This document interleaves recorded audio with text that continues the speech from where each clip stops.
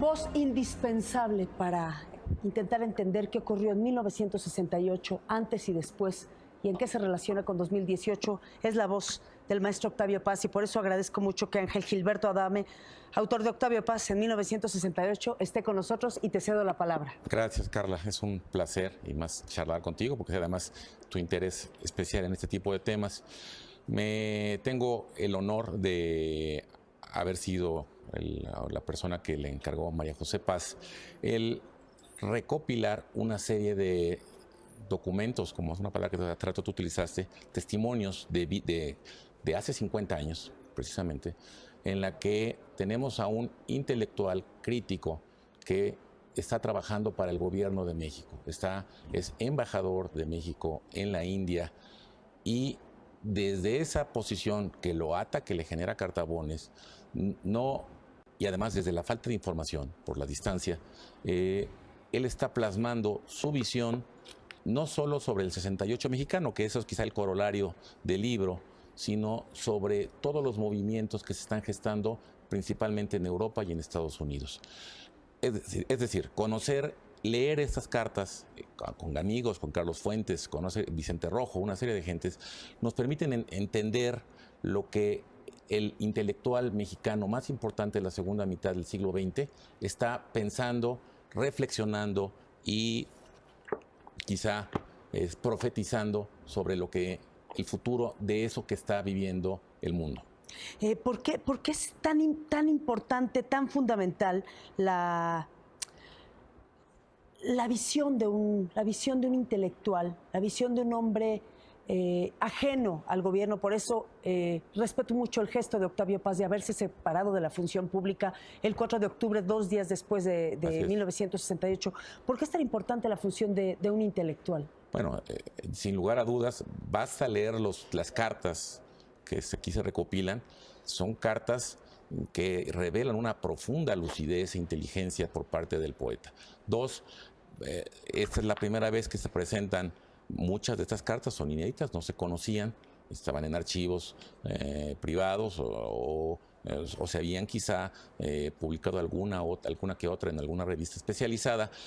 Al presentarlas en su conjunto, nos permiten conocer a una persona que personalmente está teniendo una serie de lucha interna, porque él está representando al gobierno mexicano, no en cualquier puesto, es un embajador, pero su lucidez y su virtud crítica y su inteligencia, que aquí está claro, es decir, le dicen, bueno, él no puede en ese momento públicamente manifestar antes de su desconcierto, su descontento con lo que está pasando, y la mejor manera de conocer o qué encuentra él para compartir, enterarse, es a través de estas cartas con corresponsales que él en ese momento eran sus grandes amigos. 4 años después de los hechos del 68, el maestro Ángel Gilberto Adame rescata un texto de Octavio Paz que dice: la voz del político surge de un acuerdo tácito o explícito entre sus representados. La voz del escritor nace de un desacuerdo con el mundo o consigo mismo. Es la expresión del vértigo ante la identidad que se disgrega. El escritor dibuja con sus palabras una falla, una fisura, y descubre, dice Octavio Paz, en el rostro del presidente, el César, el dirigente amado y el padre del pueblo, la misma falla, la misma fisura. Ahí reconoce, ahora que te preguntaba, ¿por qué es tan importante el hecho de que los intelectuales tomen distancia del poder? Dice: la literatura desnuda a los jefes de su poder y así los humaniza, los devuelve a su mortalidad, que es también la nuestra. De aquí nace y sale a la luz el gran intelectual crítico que tuvimos en los 70s. Es decir, el que entiende que la única manera de poder criticar al poder es manteniéndose lo más lejano que se pueda, garantizar su independencia. Y de ahí la importancia y la relevancia y la trascendencia de lo que hizo Octavio Paz, porque cuando él toma la actitud de decirle no al presidente Gustavo Díaz Ordaz, habrá que recordar, hace 50 años que muere este país, asumiendo todos los costos posibles, lo hizo en función primero de su honestidad y para buscar esa libertad crítica que en un texto posterior él plasma. Además, es interesante leer, porque estos son textos textos puros, no están intervenidos por Ángel Gilberto Adame, son las cartas tal cual. Y entonces tú te imaginas que uno de los pensadores más potentes de su tiempo, Octavio Paz, en nuestro imaginario es un hombre con más capacidad económica de la que él tenía, y él renuncia en medio de un proceso de divorcio con muchas deudas. Tenía muchos problemas familiares. Muy poca gente sabe, un mes antes, septiembre, la única hermana de su, en ese momento, su segunda esposa, María José Tramini, falleció en un trágico accidente que de un vuelo Córcega-Niza, que a la fecha todavía no sabe la causa por qué cayó ese vuelo, donde iba su hermana, su esposo y su único hijo. Es decir, en su vida familiar tiene un pleito, está teniendo un pleito muy fuerte con Elena Garro en la Ciudad de México. Su madre está enferma, tiene problemas económicos, está un poco más desahogado por ser embajador, pero en su entorno personal su vida todavía no está nada tranquila. Y a pesar de todo eso, su propia honestidad le permite decir, como lo dice en la carta de renuncia, no puedo seguir representando a un gobierno que reprime estudiantes. Octavio Paz, en 1968, el año axial. ¿Con quién se comunica, con quién se cartea, como decimos nosotros, Octavio Paz, ese año? Mira, este trabajo, que es el rescatar el archivo de Octavio Paz, que no solo el archivo de Paz está en lo que se está tramitando ahora en sucesión, sino está en muchos lados del mundo. Me hace decir, como lo digo en el prólogo, que esto es una especie de trabajo en progreso, un work in progress. Hoy, con este corte, podríamos decir que quizá la correspondencia más rica es la que tuvo con Carlos Fuentes. Eran grandes amigos, después la amistad tuvo otros niveles, pero quizá el gran interlocutor de Paz en este momento es Carlos Fuentes. Eso no quiere decir que no haya alrededor personajes muy importantes. ¿Puede cambiar esta visión mía con el futuro? Sí, habrá que seguir encontrando y viendo lo que va saliendo con el paso del tiempo en los archivos de Paz. Es un libro profundamente claro que ojalá, si ustedes están interesados en el tema del 68, si nunca han leído a Octavio Paz, es una buena manera de conocerlo, es una buena manera de conocer su pensamiento sobre México, de conocer su pensamiento sobre la revolución.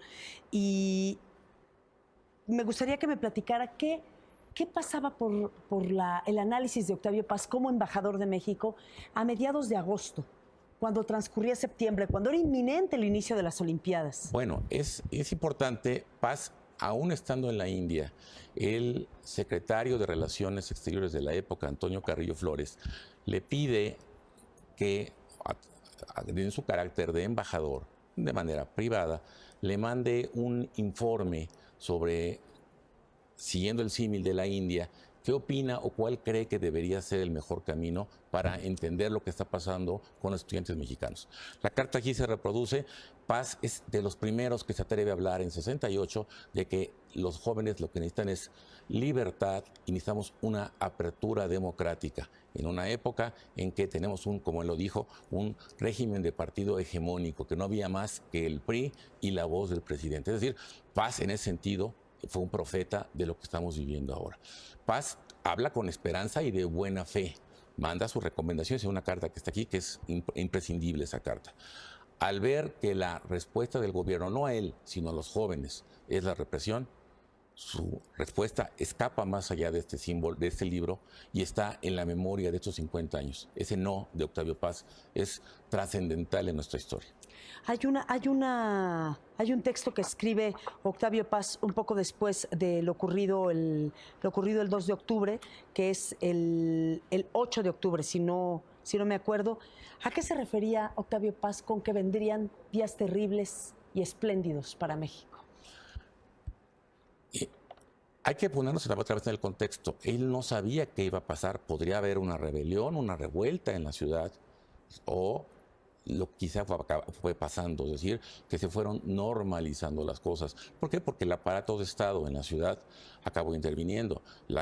Toda la clase política le aplaudió a Díaz Ordaz las acciones que tomó, y la Olimpiada fue un éxito, se desarrolló con toda normalidad. Es decir, él dice, puede que esto sea el parteaguas de la necesaria democratización que requiere el país, el pluralismo, cuestiona mucho en las cartas la libertad de prensa, es decir, habla de medios acotados 100% por el poder y dice que esto quizá traiga la posibilidad de cierta apertura, no solo en el ámbito político, sino algo muy necesario que también ya lo vivimos ahora, una necesaria apertura en los medios de comunicación, porque eso hizo que no solo el poder político aplaudiera la decisión del gobierno federal en turno, sino incluso intelectuales de la talla de Martín Luis Guzmán, Salvador Novo, Agustín Yáñez, quizá el mismo Juan Rulfo, se sumaron y se alinearon, o por lo menos se quedaron callados ante lo que pasó el 2 de octubre.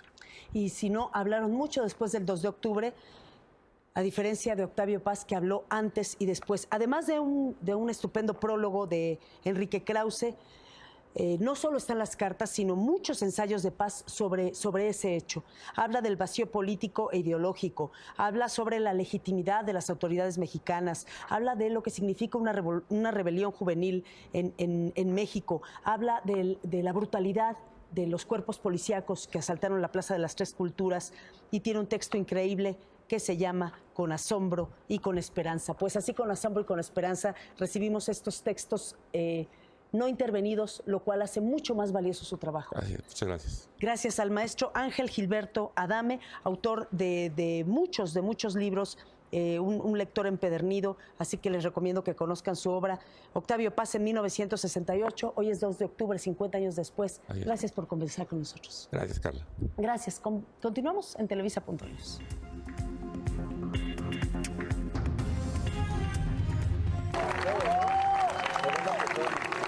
Empeño mi palabra, nunca jamás daré la orden de reprimir al pueblo de México a 50 años del 2 de octubre, dice el presidente electo. Que viva Una México. voz que es fundamental para entender lo que pasó hace 50 años. Y agradezco mucho, me honra mucho que el investigador Ángel Gilberto Adame, notario de profesión, pero profesor universitario y uno de los principales investigadores de la obra de Octavio Paz, nos platique de Octavio Paz en 1968, una serie de cartas donde él expresa qué observa de los movimientos estudiantiles en Europa, qué observa en México, y lo que observó en México termina haciéndolo renunciar del gobierno y renunciar como embajador.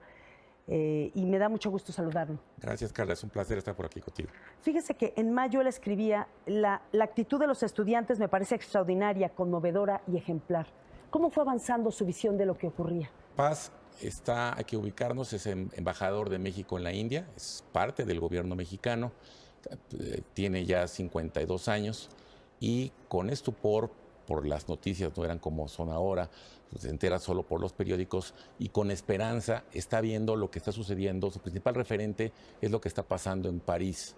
Y él, ese hombre de 52, 53 años, recuerda al joven que él fue y piensa que hay una nueva oportunidad de un avance social en lo que está generando como modelo Francia, un país industrializado donde los jóvenes tienen acceso a una serie de libertades, pero ya están pidiendo algo más, es decir, mayor participación, y él llega quizá a pensar en que un socialismo utópico se dé en la humanidad. Entonces, para Paz, el inicio del 68 es un Paz de esperanza, es un mundo en el que se abre la oportunidad del cambio y de la esperanza.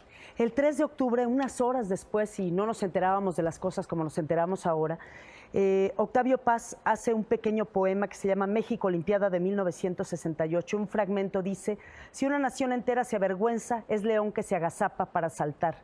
Los empleados municipales lavan la sangre en la Plaza de los Sacrificios, así llama la Plaza de las Tres Culturas, y dice: mira ahora, manchada antes de haber dicho algo que valga la pena.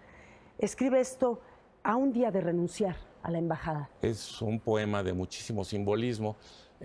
A Paz le habían pedido que participara, además de la Olimpiada, hubo un encuentro internacional de poetas en la ciudad y había rechazado, pero derivado de que se entera de los sangrientos sucesos del 2 de octubre, decide mandar una colaboración de esa magnitud, con un gran simbolismo, como es ese poema llamado La Limpidez. Hay una carta que le escribe a Carlos Fuentes. El libro, ustedes tienen que leer este libro. Y él escribe a Carlos Fuentes por ahí del 8 de octubre, una semana después de la masacre. Dice: ¿qué será de nosotros? Porque tienes razón, nos esperan días terribles y espléndidos, no a Carlos Fuentes ni a Octavio Paz, sino a los mexicanos. Si acabamos con el mito, podremos respirar tranquilos e incluso morir tranquilos. ¿Cómo murió Octavio Paz, conteniendo el dolor de lo ocurrido en el 68?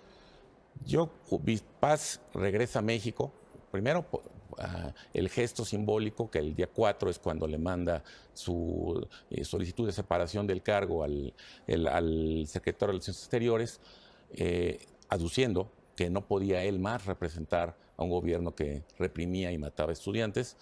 Ese Paz es un Paz de incertidumbre, de desilusión, pero a la vez un germen de lucha, que tiene que dar la lucha, ya no puede hacerla dentro del gobierno, sino afuera del gobierno, lo que lo lleva 3 años después a regresar, después de años, regresar a México. Y es un Paz que regresa pensando que la mejor opción de contribuir a un cambio democrático en el país es a través del libre ejercicio de la crítica. Es decir, necesitamos escritores que no estén sujetos al poder y que mantengan su capacidad de observar y criticar los desvaríos del poder. Hay que ubicarlos en los contextos. 1968, 1971, regímenes de partido único, no había una libertad de prensa como la que contenemos ahora, una libertad de expresión. Por ese solo hecho, un intelectual del calibre de Paz atreverse a decirle no al presidente es un hecho inédito en nuestra historia. Quiero felicitarlo y ojalá este libro esté en manos de muchos estudiantes de preparatoria, de universidad, de muchos ciudadanos. Una compilación. ¿Cuántos años tardó en compilar estos escritos? Hay que quedar claro que es un libro de Octavio Paz, ¿Sí? Son cartas de Paz. Un buen rato, todavía lo alcancé a ver con María José, su viuda, y creo que ella estaría muy contenta de verlo.